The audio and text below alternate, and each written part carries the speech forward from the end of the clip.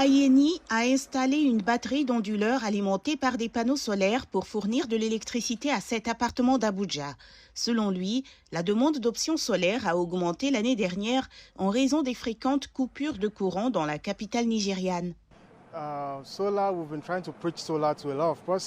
Jusqu'à présent, nous avons essayé de parler du solaire à beaucoup de personnes, mais ils ne le prennent pas au sérieux en disant que c'est cher à cause du coût des matériaux. Cependant, en raison de la situation actuelle et de l'effondrement du réseau, beaucoup de personnes adoptent maintenant le solaire comme une source d'énergie alternative et ce solaire procure une alimentation électrique ininterrompue. Nous avons installé des équipements solaires dans les bureaux, dans les ménages, même dans les grands complexes, donc le solaire est juste la solution pour l'instant. Le Nigeria peine à fournir un approvisionnement stable en électricité malgré les énormes investissements dans le secteur de l'énergie. Selon la CERAP, une organisation de la société civile, la corruption et le manque de transparence sur l'utilisation de fonds publics ont entraîné l'effondrement du réseau national à maintes reprises.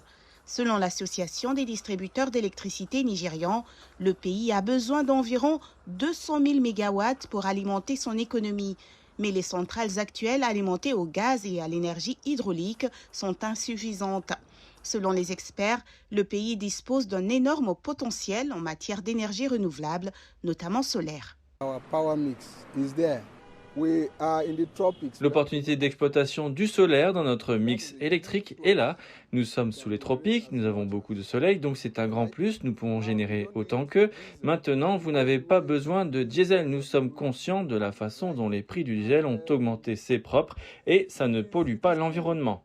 Cependant, l'installation solaire n'est pas bon marché. Selon les experts, le gouvernement doit accorder des subventions aux panneaux solaires et aux batteries d'onduleurs, ainsi que des incitations aux entreprises pour qu'elles se lancent dans le secteur.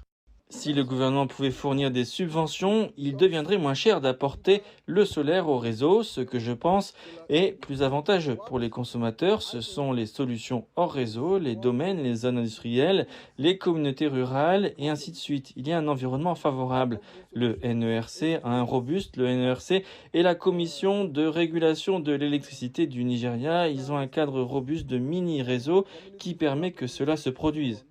L'année dernière, le gouvernement nigérian a donné le coup d'envoi du déploiement de 100 000 maisons à système solaire dans le cadre d'un projet appelé Solar Naija Project.